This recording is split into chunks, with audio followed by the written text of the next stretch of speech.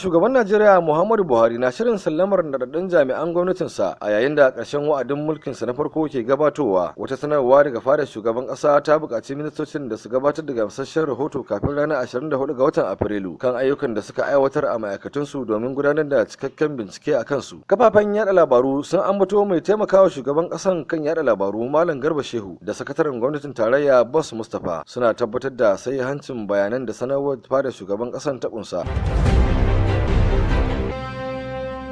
Yarima mai jiran gado na Saudiya Muhammad bin Salman ya tarbi Firaministan ƙasar Iraki Adil Abdulhamidi da ke ziyara a ƙasar Saudiya bayan gaisuwa ta musamman da ta gudana tsakanin tawagogin ƙasashen Saudiya da Iraki. An yi tattaunawa mai muhimmanci kan alaƙar da ke tsakanin Saudiya da ƙasar Iraki da kuma hanyoyin bunƙasa su, sannan da lamuran da suka shafi yankin Gabas ta Tsakiya. A yayin wannan tattaunawa, Firaministan Iraki ya nuna farin cikinsa da yadda ganawarsa ta gudana da Sarki Salman na Saudiya, ya kuma nuna farin cikinsa da shirin na Saudiya na zuba jari a ƙasarsa. Lamarin da ce zai taimaka wurin fafutukar da suke yi na ganin an farfaɗo da tattalin arzikin ƙasar Iraki.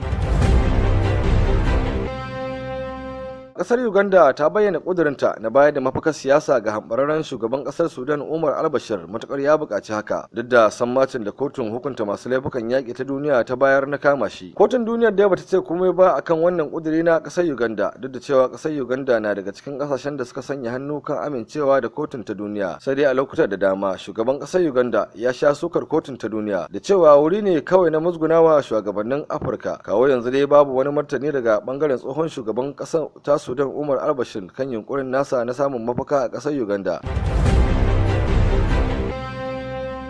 Kotun da'ar ma'aikata a Najeriya ƙarƙashin mai shari'a Ɗanladi Umar ta zartar da hukuncin hana tubabben shugaban alƙalan Najeriya Samuel Walter Onogen rike kowane irin mukami na gwamnati tsawon shekara 10 tare da kwace kadarorin da ya mallaka. Kotun da ta kama Mr. Onogen ne da laifin rashin bayyana kadarorin da ya mallaka da amfani da wasu asusun ajiyar banki na dalar Amurka da naira a boye da kuma wasu laifuka guda 4 da aka tuhumce shi a kansu. Gwamnatin tarayya ta ce ta shigar da kararraki a gaban kotun da'ar ma'aikata, lamarin da ya sa a lokacin aka yi ta tada jijiyoyin wuya tsakanin masu ganin cewa dakatar da Mr. Onogen din da waɗanda suke ganin bai kamata a dakatar da shi ba.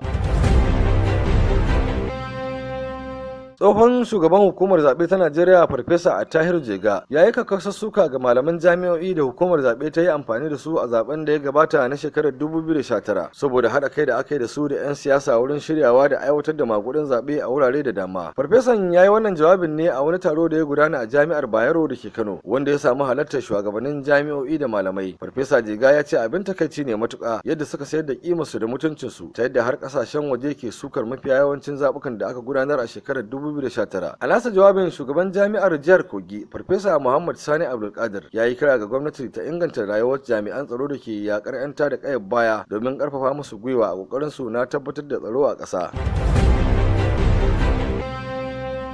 Majalisar Dattawan Najeriya ta zartar da dokar amincewa da kudurin kawo gyara ga harkar aikin 'yan sandan kasar, wanda aka yi wa lakabi da kudurin doka mai lamba ta 683. Kudurin da ya kawo yanzu ya samu karatu da muhawara ta 3. A jiya Laraba ne Sanata Tijjani Kaura daga jihar Zamfara ya karanta rahoto akan kudurin da amincewa da dokar, inda sauran 'yan majalisar suka nuna masa goyon baya. Wannan kuduri mai muhimmanci idan aka aiwatar da tanade-tanadensa, 'yan sanda za su ƙara samun goyon baya da kulawa ta musamman daga gwamnati, lamarin da zai ba su damar aiwatar da ayyukansu cikin karsashi ya kuma magance cin hanci da rashawa da yi wa aikin 'yan sandan katutu. Hakanan majalisar dattawan ta amince da kudirin dokar da kuma tanajin daurin shekara 5 ga masu garkuwa da jama'a ta hanyar batar da kama da sanya kayan 'yan sandan Najeriya.